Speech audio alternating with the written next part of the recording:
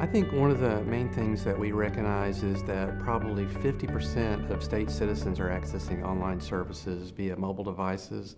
So we're developing a mobile first strategy so that all the services that are online, that we want to have a mobile capability to those.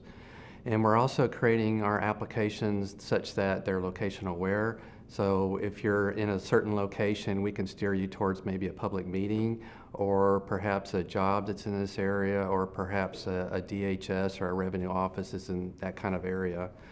And just kind of illustrate a couple of applications that we've developed. We have like a game check application that's been hugely popular. So when you're a hunter and you're going around, you're able to capture a deer, or get a deer, you're able to geospatially tag it, and then we can present that on a map and kind of gauge the health of the deer herd. So that's been very helpful. And of course, as a hunter, you can also peg that up to your Facebook page. So a lot of people really like that. We've also have an iDrive application so that you can understand the road conditions throughout Arkansas. That's been very important. You can pay your property taxes online. We have a mobile banking application that really started out with the Department of Corrections, such that you can take like a credit card and be able to deposit money into an account if you're a guest at Department of Corrections, so you can go to the commissary and buy, crackers, that sort of thing. So. The best thing about working for particularly Arkansas and the Arkansas Department of Information Systems is the people by far. I'm working with smart, talented, dedicated people, and it's been very educational and rewarding for me. And the most challenging, there's a couple different things I might illustrate there. Number one, I would say there are workforce issues. Particularly, we've got an older workforce, and some of those are transitioning out of the environment now, and trying to hire new people into the positions that we have is somewhat challenging. If we can't hire somebody in at the base level salary, then we have to get approval from our Office of Personnel Management. We also have to have approval from our Legislative Council, who may only meet once a month. So that can be rather challenging, trying to get people in. By the time this whole process takes place, it could take 90 days or longer to hire a person, and we just don't have the agility that we'd like to see. And very similar to this is procurement, because for state government procurement, a lot of times that means you have to go to requests for proposals and bids and things like that. And by the time you draft a proposal, you make sure it's okay, you post it, you allow time for responses and allow time for disputes and those sorts of things. By the time they're negotiated, it takes a long time. So it's kind of the bureaucracy a little bit. If we can buy off contract, we much prefer to do that. One of my favorite projects is working for the State Strategic Plan for Information Technology. And in that, we create this on an annual basis, and it creates information about the projects that are underway throughout the state. So it gives me visibility of the projects, their budgets, their scope, that sort of thing. So we can try to understand if there's any opportunity for shared services, that type of thing. One of the other things we're also doing is we talk about the trends that are going on in the environment, so that we can understand what disruptive trends might be out there that we can either take advantage of today or perhaps down the way. So we want to certainly be aware of that. I have been a state employee for 32 years. I started off as a programmer analyst, and one of my first jobs was developing COBOL code writing on punch cards. So we've come a long way since then, still working on a mainframe as I did at that time, but now we're in the process of decommissioning our mainframe. So we're taking the existing code that was on the mainframe and now converting that into a Windows-based system. So that's pretty interesting.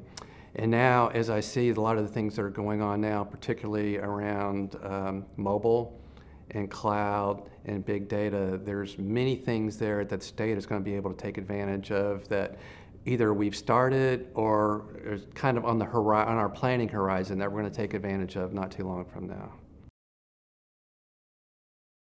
I've got several projects that I'm going to be looking at, and this is no particular order, but one of them is a CIO Academy that we've started this already. We've had one session, but one of the things we're trying to do is to provide knowledge to current CIOs or aspiring CIOs so that they understand what it is to be a CIO in state government. Many of them don't understand compliance or procurement or depreciation of assets. These are types of things that we're trying to convey to the future leaders so that they can play nicely with all the other groups. I'm working on a project to decommission our mainframe. This is a major project because we've got many different systems that are still on the mainframe, so we need to work with them so that we can make an orderly transition off. I'm also working on a project for an IT financial management roadmap. My agency is one of the few that provides billing services to many of the other agencies, so we're a chargeback organization, so that we provide telecommunication services to you. We charge for that service, and we do not, make a profit, so we're just strictly cost recovery. So we're kind of a victim of a series of acquisitions here from our products, so we're looking at a new product there.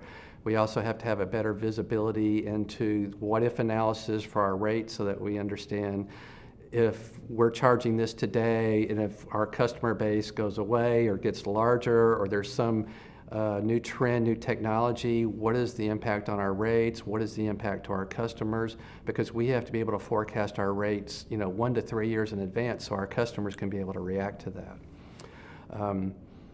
Another thing is we've been able to acquire a new data center not long ago. It's about 9 months ago. We were rather fortunate. Verizon deemed a building to be surplus, so we were able to move into that. It's been very beneficial for us because we were able to get into it at a very attractive cost point.